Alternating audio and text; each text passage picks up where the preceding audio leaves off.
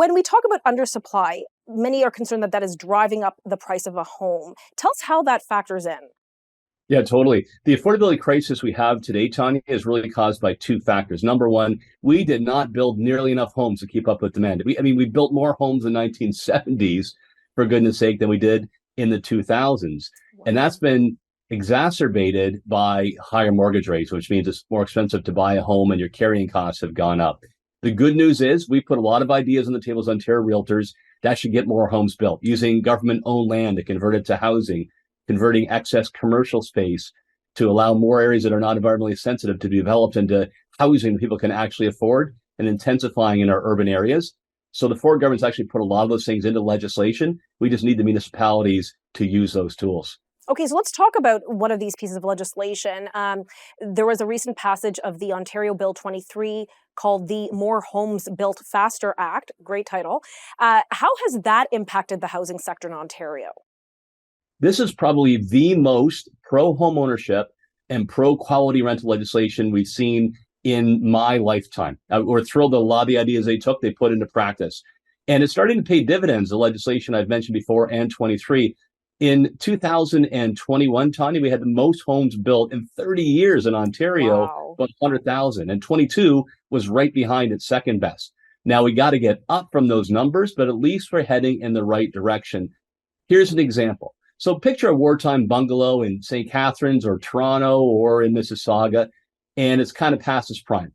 So a homeowner today could knock that down in most cities and build a 4-story monster home. That's their right. They've worked hard for their family. They're investing. We support that. But if that same investor wanted to knock down that wartime bungalow, put up a duplex or a triplex, holy cats, they go through this regulatory ringer. The lawyers come in, the NIMBY forces, before you know it, fees are through the roof, and the builder just walks away. Right. And who loses out?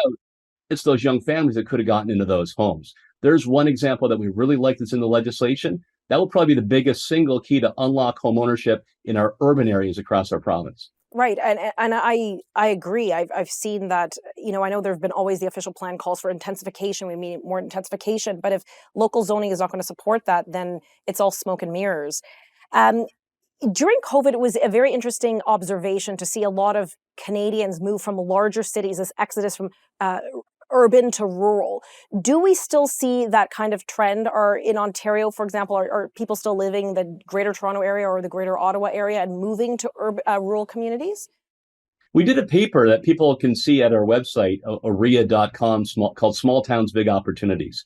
And we said for places like, Niagara, Northumberland, Huron, Perth, awesome opportunities to move, have affordable housing, create new jobs. And the government really needed to do a number of things. Expand natural gas access to give people a more affordable choice, greater internet access. The top question our realtors get, Tanya, in those areas is no longer what are the doctors or the hospital like. It's all about what's the speed of the internet access and roads and bridges. And we saw some positive signs coming out of that. We've not seen the kind of moving back that some people have speculated. I think because people now have an opportunity, some balance to work at the head office and work from home. They're just discovering the beauties of local life. We do plan on working with Terranet, who has the best data bank probably anywhere in Canada on this, to get new information. The last time we saw a significant move into small towns, the people that move there, they like it. So the last time we did a Canadian housing update, which my apologies has been about a year and a half ago, there was a lot of concern about commercial property sitting vacant, a lot of business buildings, especially in the larger urban commercial centers like Toronto, offices sitting vacant. What is the plan with those kind of offices? Are they still sitting vacant? And what's the plan long term here?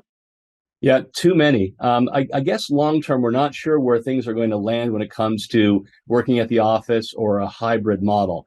But it certainly looks like, Tanya, that we've got a lot of capability to convert that unused commercial space into residential or mixed use. I really think that, Calgary has done this by way of example successfully, where government has supported that conversion. So you can keep your business core, but at the same time, especially young people, first-time home buyers, they like to live in urban areas. So this could open up new housing opportunities for them. We fully support that plan. We'd like to see the government go more aggressively down that path.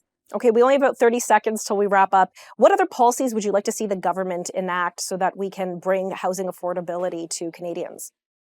Well, a couple things. Government is the biggest landowner in Ontario, so put your money where your mouths are. You can actually use some of that underutilized space. It's already serviced. It's environmentally friendly. to build housing targeted at first-time voters.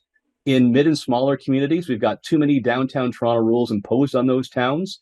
So let them develop on land that is not environmentally sensitive and make their communities grow and to prosper. And third, let's give first-time home buyers a break.